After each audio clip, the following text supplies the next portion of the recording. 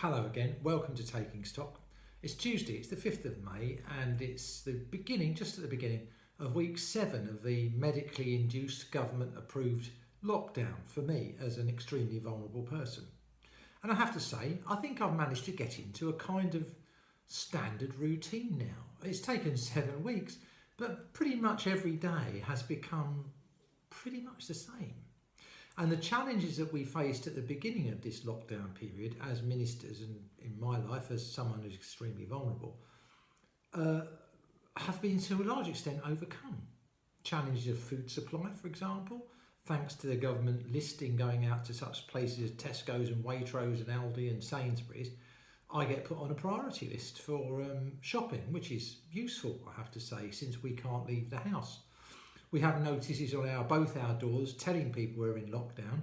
If there are any deliveries, they are delivered directly into our porch. We aren't requiring a signature. Our postman, who's a great guy, I have to say, in case he's watching, and he is, will actually take mail for us occasionally back to the depot for us and get it posted, which is above and beyond his remit, and is very good of him.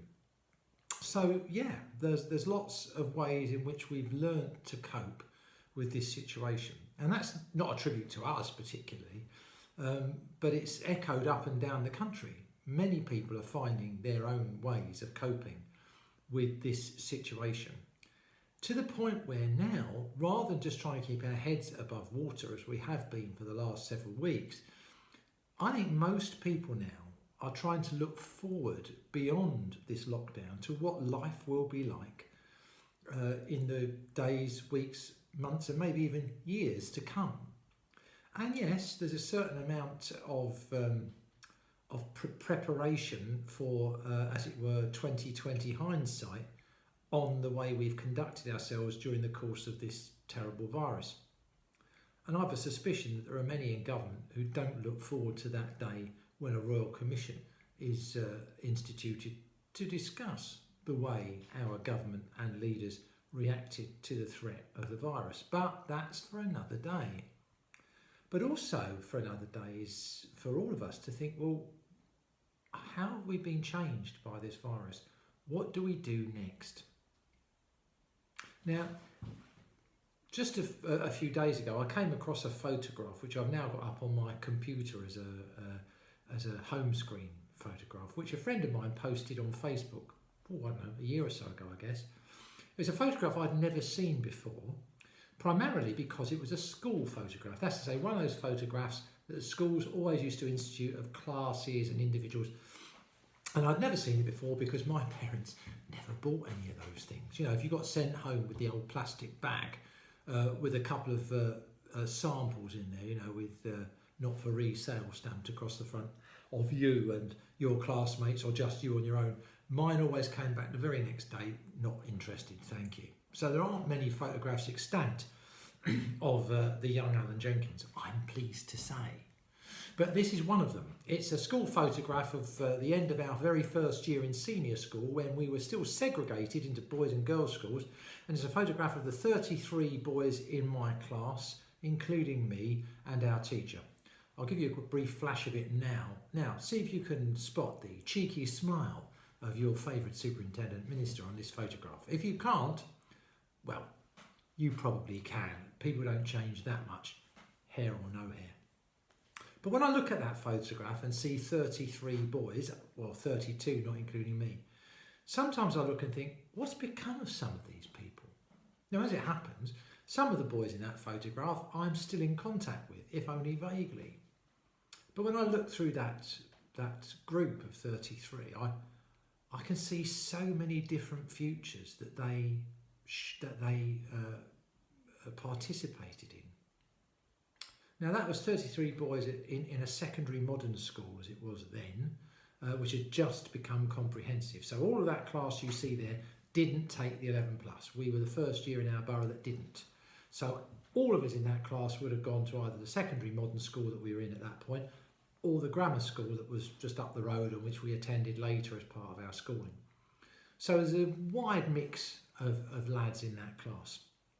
But when I look at that class and think what they're doing now, well, one of them, to my knowledge, died at the age of 18 in a motorcycle accident.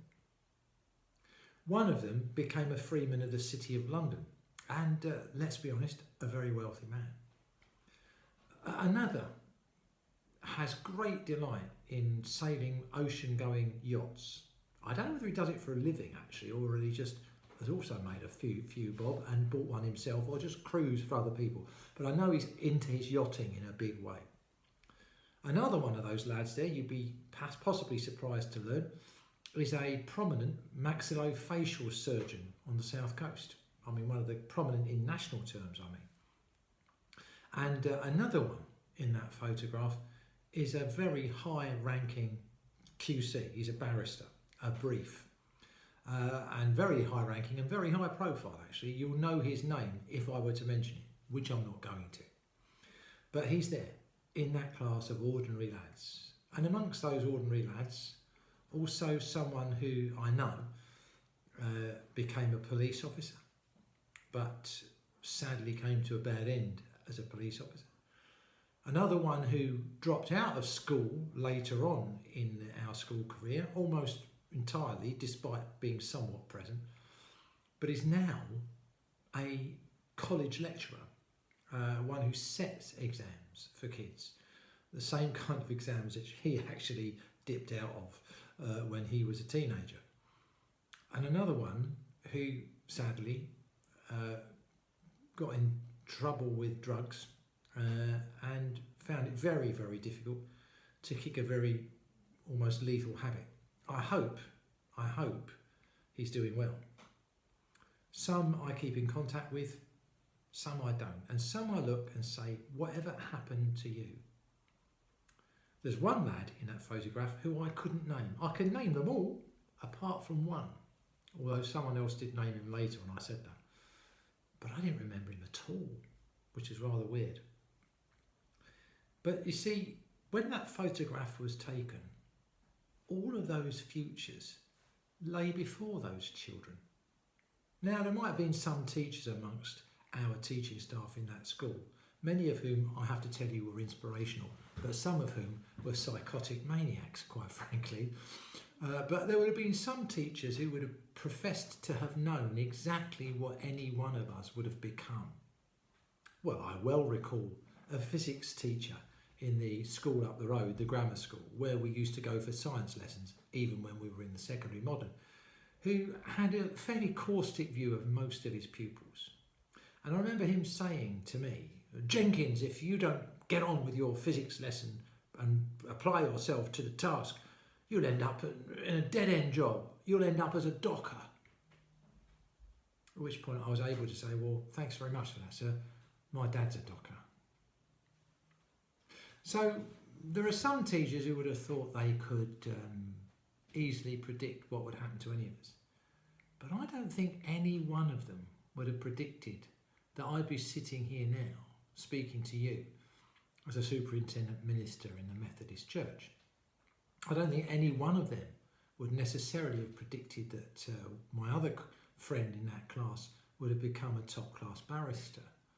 I don't think anybody would have predicted that my friend who became a lecturer would have even survived school, let alone thrived later on in life. None of us there either would necessarily have been able to tell you what it was that we would become. Even the ones who thought they were going to become top-class footballers. Although I do have to say that my school has provided the England football team with two captains, David Beckham and Harry Kane, and of that I am, as a Spurs fan, hugely proud. But nobody could have predicted perhaps what any of us really became. Bankers, barristers, dock workers, factory workers, drug addicts, ministers. We didn't know then, in that day in June 1969, what we'd become. Our future lay in front of us, either long or short. We don't know now what our future holds. But those of us who are of faith believe that that future, whatever it is in the hands of God. Now, the future for the church is uncertain. I'm not sure that the Methodist Church, or indeed any other church, can survive in its current form regardless of viruses or anything else for that matter. And the advent of this virus has perhaps moved us in the Methodist Church to think rather more seriously and rather more urgently about the future than we have previously.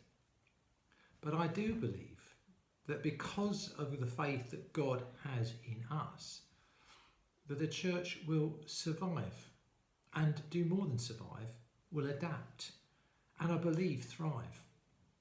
I was reading the other day that 25%, there's been a 25% increase in people attending worship. Why? Because they've been attending online, and 25% more people who've been listening to services around the Christian faith and taking part in events laid on online by Christian churches. Perhaps our terrible agony about getting people to cross our threshold has been solved by closing the doors on that threshold and inviting people into our homes instead via the medium of Facebook, Snapchat, Zoom and YouTube. Perhaps we've been forced to discover or to rediscover where faith really begins. Doesn't begin in churches and cathedrals and gurdwaras and synagogues and mosques and temples. It doesn't begin with institutions. It doesn't begin with bishops, priests or ministers. It begins in the hearts and in the homes of the ordinary people who discover that in the midst of crisis, God is present, wherever we may be and wherever we call upon him, in our homes, in our hearts. The God who loves us and is always present for us will also always be in the future for us. Someone to whom we travel, to whom we look, the light at the end of our tunnel. Stay safe, people, and God bless you.